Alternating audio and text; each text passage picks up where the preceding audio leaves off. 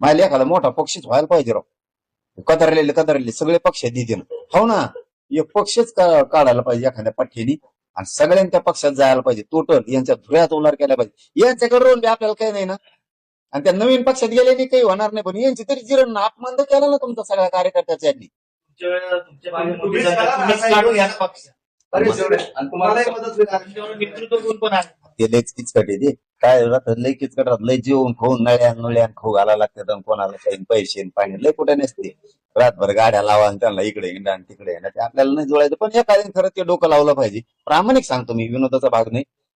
एक पक्ष जर काढला ना, पक्षातले कार्यकर्ते 100% विचार करतील की आपण 20, 25, 30 वर्ष पक्षासाठी दिली, पण ह्या पक्षाने आपल्याला काहीच दिलं नाही. त्यापेक्षा या नवीन निघालेल्या पक्षाने नाही दिलं तरी चालन, पण नाही देणाऱ्याची आपण जिरू. कॉक्रोच पक्ष मार्केटमध्ये आहे, त्याला तुम्ही समर्थन करणार का? नवीन तरुणाईमध्ये मोठा ट्रेंड आहे राजकीय. त्याचा फेसपाडीला येईन. त्याला त्या देशात ठेवलं तर त्याच्या घराला संरक्षण लावलं तिथं इकडं या ना तिकडं येऊ द्या ना. त्याला निबार माथ्याचं लागत आहे. त्याला धौशीला का कोणा धमकीचं काहीतरी आलं तर वाटतं ना त्या बिचाऱ्याला. धमकी आली. धमकी काय देतात? थोबाड हाण म्हणा त्याला. धमकी देणारा भेऊ नको कोणाला. काय भ्यायचं संबंध कोणाला? यांच्याच मागं पळायचं का म्हणा. यांच्या दारात कुत्र्यासारखं उभं राहायचं. आम्ही काय अडय त्या पोट्ट्याने काहीतरी येडवाकडं काय पक्ष दाटमुटीचं काहीतरी केलंय त्यांनी, ते त्याच्याच मागं लागले. त्याला धमकी दिली. धमकी त्याला थोबाड हाणायचं. त्याला काय भ्यायचं?